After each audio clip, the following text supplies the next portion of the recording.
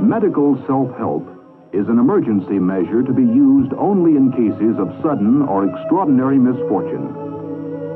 If people require medical care in the course of normal, everyday living, they should always be treated by a doctor. However, when disaster strikes, you may not be able to obtain trained medical aid in time. There are many forms of disaster. They can happen to you and your family at any moment. This film is one of a series on medical self-help. Its purpose is to teach you what to do in an emergency situation when there is no doctor. This powerful X-ray machine, a tool of medical science, is being used for healing purposes. The radiant energy it emits is able to kill all living tissue within its beam, both sick and healthy cells of the human body. Its invisible rays so highly penetrative that protective shielding with lead glass windows must be used. X-rays are much like the gamma rays of radioactive fallout. We began our picture with X-rays because you are all to some degree familiar with their effects. But radioactive fallout is another matter. If you're like most people, it creates many questions in your mind, and you have doubtless read or heard some falsehoods and misconceptions. This film will tell you what you need to know about fallout, so that if our country is ever subjected to a nuclear attack, you can help yourself and your family to survive its dangers. For fallout is probably the most dangerous product of nuclear disaster in terms of the number of people who could be affected. It is also the one from which we are best able to protect ourselves. Let's examine what happens when a nuclear weapon is exploded near the Earth. First, there is blast, or the pressure wave created by the explosion, along with heat, the most intense ever created on Earth. Both will extend great distances from the point of the explosion, from 1 to 20 or 25 miles, depending on the size of the weapon. However, the further away you are from the site of the explosion, the less are the chances you will suffer the fatal effects of blast and heat. There is yet a third immediate result of a nuclear detonation: initial radiation. The final effect is residual radiation, the main concern of this film, or radiation that follows the explosion and one that may remain at high altitudes for some time before falling back to Earth. What exactly is residual radiation? Our sun, like other stellar bodies of the universe, is a giant nuclear furnace burning at temperatures of millions of degrees, while emitting various types of radiation. Among these are gamma rays, shorter in wavelength than their closest neighbor, X-rays. The Earth's atmosphere prevents these radiations, dangerous to the health of man and animal, from reaching our planet. However, when a nuclear weapon is exploded, man is creating on Earth, in the splitting of atomic nuclei, his own nuclear furnace to produce the gamma and beta radiations of outer space. Let's see now just how this radiation is created. At the time of the burst, vast amounts of dirt, stone, and other debris, vaporized by the heat of the explosion, are sucked up into the rising cloud. As the mushroom cloud forms, these particles are made radioactive, for as they cool and condense, they are contaminated by residue from the bomb. These particles, when they fall back to Earth, are what we call radioactive fallout. Can you or anyone else predict with accuracy the pattern by which fallout particles will return to Earth? The answer is no, for fallout will depend on the number, size, and location of nuclear weapons exploded and the direction of upper air currents. Let's, for example, explore the fallout produced by one of these nuclear weapons.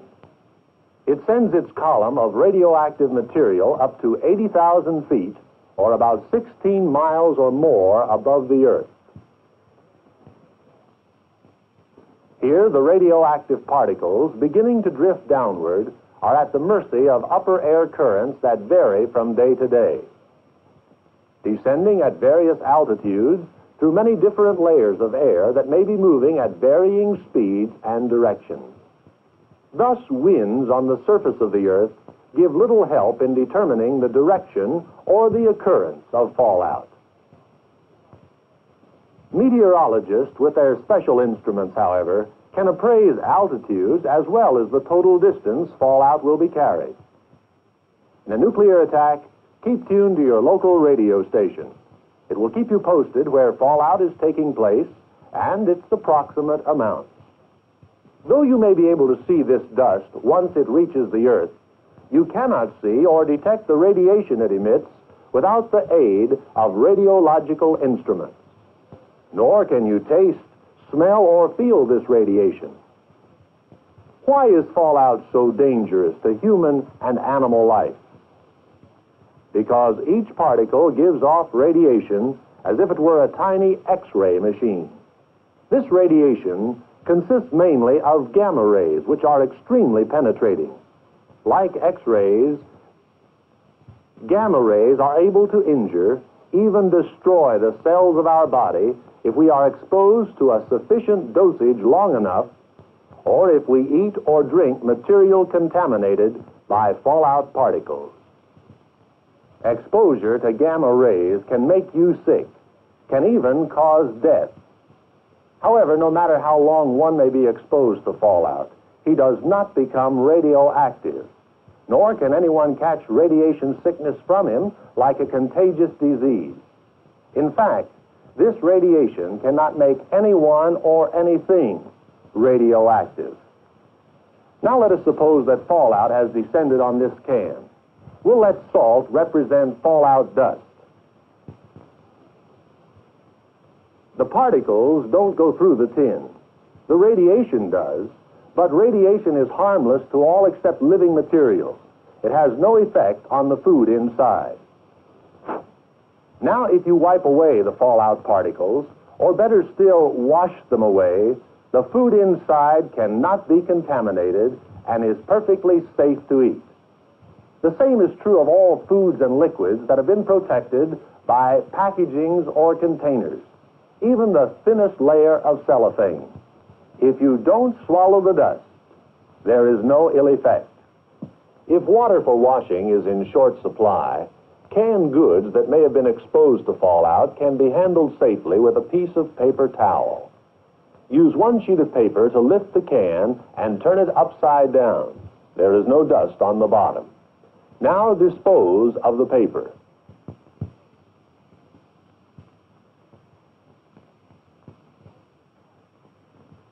Wipe the sides of the can with a new piece of towel.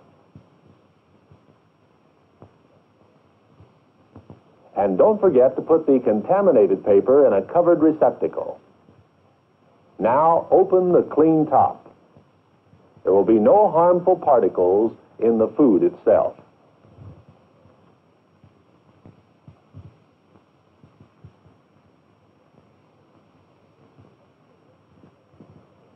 A sealed loaf of bread that has been exposed to fallout can be salvaged in a similar manner. Turn the loaf upside down to expose the bottom, which will be clear of dust. Then dispose of the towel. Now insert a sharp knife through the wax paper at the center of the loaf and cut upwards, making a slot 4 or 5 inches lengthwise. Insert your fingers through the slot and rip the paper slowly open. The bread can be safely removed to a clean place.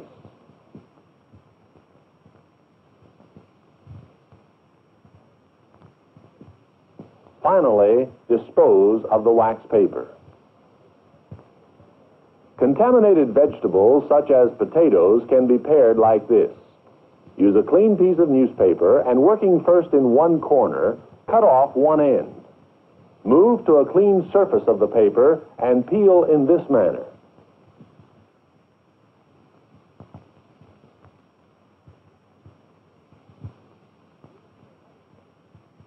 Move to another area of the paper and remove the other end. Dispose of all peelings and soiled paper carefully. After handling any contaminated food containers or vegetables, wash your hands. Fallout dust is dangerous, but it can be dealt with by following safe procedures. There is another widespread legend, the fear that fallout spells death to all life on Earth. The plain fact is that even if a great number of nuclear weapons were exploded, the resulting fallout would cover only a small area of the world's total land mass. The real concern then is this: if we are in that area, how do we protect ourselves? Like X-rays, radiation from fallout can go through almost every kind of building material. Over 99% would pass through glass,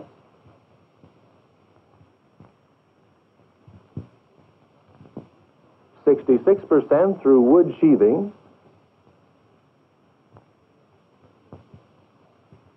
50% through a brick veneer wall. But only 1% of gamma radiation would penetrate 18 inches of concrete. And though it's not a building material, it's important to know that only 1% would pass through 25 inches of earth. Quite aside from the shielding effect of building materials, the intensity of radiation decreases with the square of the distance from the source.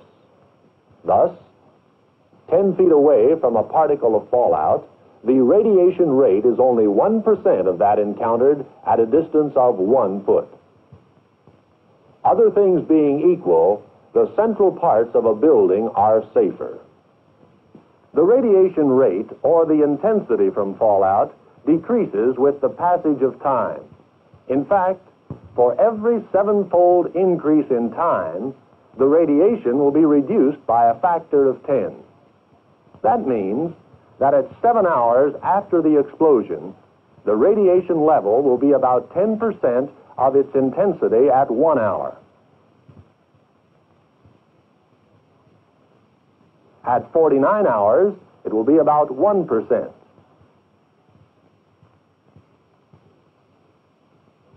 Within 2 weeks, the radiation rate can be expected to decay to about 1/10 of 1%. Therefore, the most vital period to seek protection from fallout is the first few days after nuclear attack, even more so the first few hours. But remember, even with the passage of time, a low level of radiation can be dangerous. That is why you may need to remain within a sheltered area for as long as 2 weeks. These, then, are the 3 basic factors in protection against fallout: time, distance, and shielding. Time, meaning the longer you stay protected from fallout, the safer you will be. Distance, or the further away you get from fallout, the safer you will be. Shielding, meaning the more mass or weight you put between yourself and fallout, the safer you will be. You have often seen this sign on buildings. It means that indoors is a public fallout shelter, one of many and various kinds of buildings in your community that are similarly identified. Architects and engineers have carefully surveyed the shielding qualities of these areas to ensure they offer a minimum protection factor of 40 or more, meaning that, in the event of fallout from a nuclear explosion, the mass and weight this shelter will place between you and the source of radiation will make you at least 40 times safer than if you were outdoors. Each of these shelters will hold at least 50 people and has been stocked by the government with austere supplies: food, water, sanitation equipment, medical kits, and radiological instruments. But what about millions who live in suburbs or rural areas, often far beyond quick walking distance of the nearest public shelter? With foresight, you can have a home shelter for the protection of your family, built from specifications and cost estimates for various types of shelters provided by your local civil defense office. The home shelter should be stocked with supplies of food and water sufficient for 2 weeks. Here you are afforded time, distance, and shielding if and when fallout so dangerous to human health should ever occur in your community. Just how much radiation can you receive without becoming sick? We measure exposure to gamma radiation from fallout in units called Roentgens. They're the same units used to measure X-rays, named for Wilhelm Conrad Roentgen, the discoverer of X-rays. People and animals may develop radiation sickness if they have been exposed to large amounts of radiation over a short period of time. Few people become sick who have been exposed to a total radiation dose of 100 Roentgens or less. However, exposure to more than 300 Roentgens over a period of a few days will cause sickness, may cause death. And if you receive an exposure of 600 Roentgens in that same period of time, death is almost certain. How can you tell just how much radiation you've been exposed to? These are the instruments commonly used to detect and measure radiation. They are part of the equipment supplied to the radiological monitoring team of every public shelter. With them, you can determine not only the total amounts of radiation received, but also the dose rate per unit of time, or the dose rate in Roentgens per hour.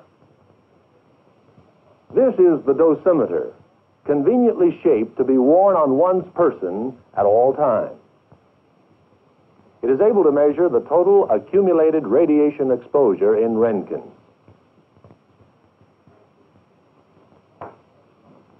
The charger adjusts the dosimeter to a zero reading prior to its use, with each separate exposure to radiation building cumulatively on the dosimeter gauge so that a reading of the total dose is available at any given time.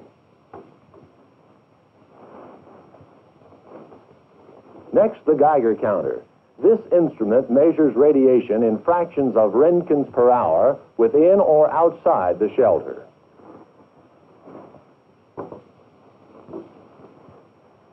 Finally, the survey meter, able to measure higher intensities of radiation that may exist outside the shelter. For home shelters, detection and measuring instruments are available from commercial sources. However, most householders will rely chiefly on their portable radios to receive readings as they are taken by civil defense monitoring teams.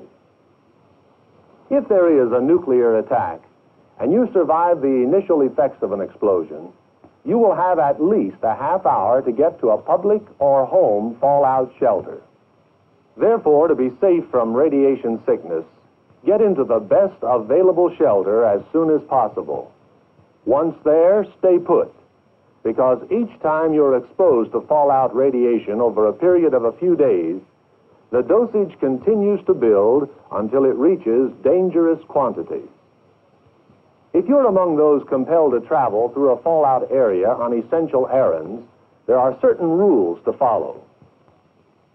Protect your body with boots or rubbers, gloves, headgear, and outer clothing that can be removed before you re-enter the shelter. On returning, brush off the rest of your clothing thoroughly, as well as any parts of your body that may have been exposed to fallout. If sufficient water is available, wash your face and hands carefully. Remember, these are the dosages of radiation as they affect human health. 100 Roentgens, little or no effects.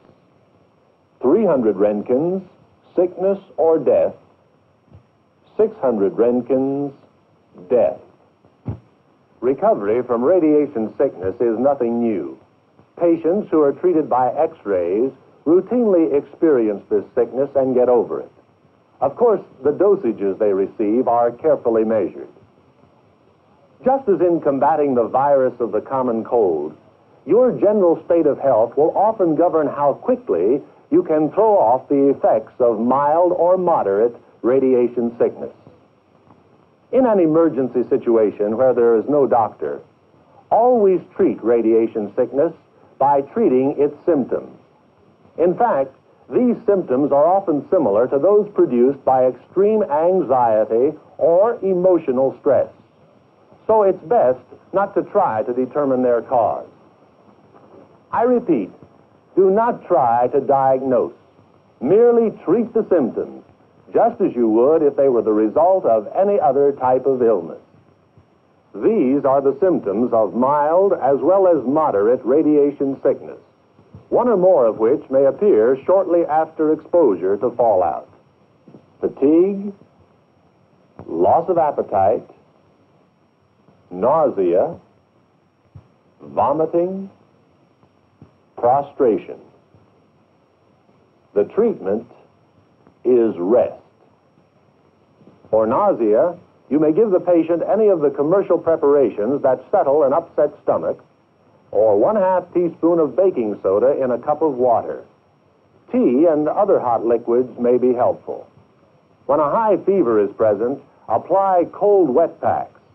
Aspirin also tends to reduce the fever.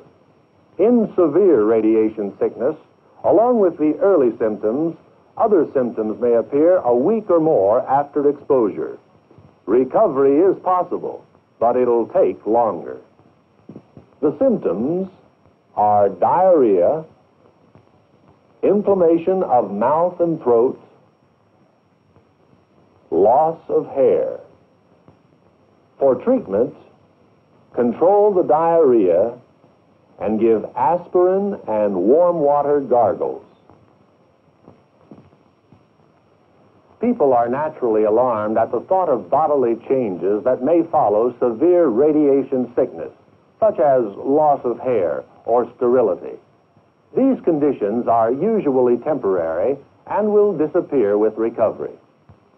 So I hope we've dispelled another commonly held myth.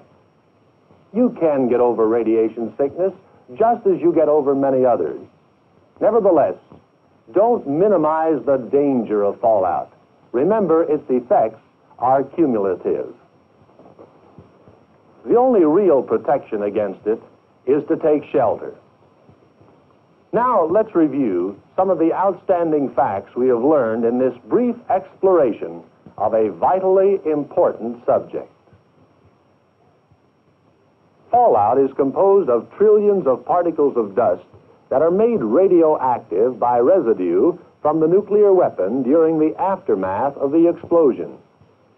In a nuclear attack, depend on your local radio station to tell you where fallout is taking place. You may be able to see some of the fallout dust when it reaches the earth, but you cannot taste, smell, or feel the radiation itself. The gamma rays given off by fallout are able to injure or destroy the living cells of our body if we are exposed long enough. Food or water in containers that prevent contamination by fallout dust is perfectly safe. Radiation is harmful only to living tissues. Packaged foods that have been exposed to fallout should be opened carefully. By following proper procedures, you can eat such foods without danger to health. Radiation can pass through most building materials, but its intensity is diminished in proportion to the weight and mass of the material or the shielding. The intensity also decreases with distance from the fallout. The radiation rate will decrease or decay rapidly with time.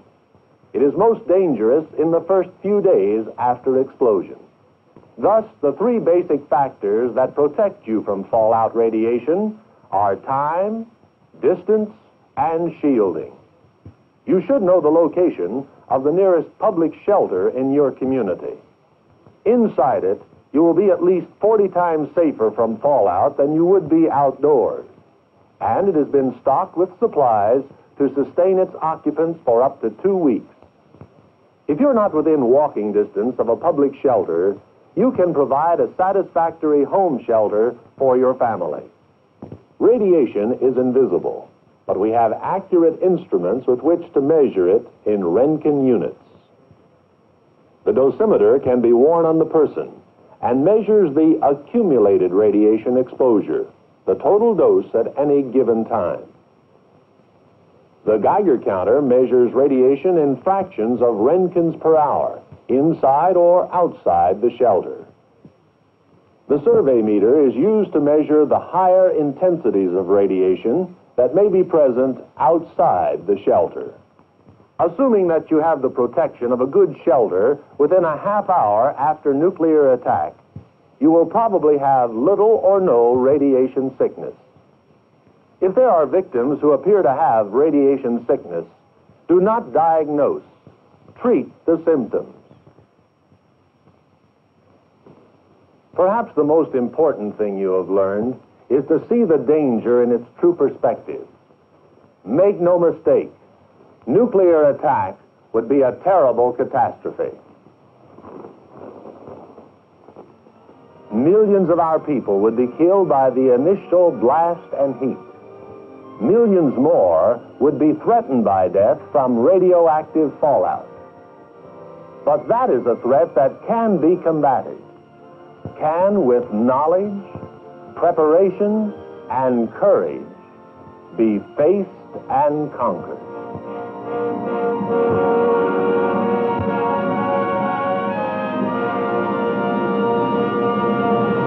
Able to kill all living tissue within its being, both sick and healthy cells of the human body. Its invisible rays so highly penetrative that protective shielding with lead glass windows must be used. X-rays are much like the gamma rays of radioactive fallout. We began our picture with X-rays because you are all to some degree familiar with their effects. But radioactive fallout... Trained medical aid in time. There are many forms of disaster. They can happen to you and your family at any moment. This film is one of a series on medical self-help. Its purpose is to teach you what to do in an emergency situation when there is no doctor. This powerful X-ray machine, a tool of medical science, is being used for healing purposes. The radiant energy it emits is a...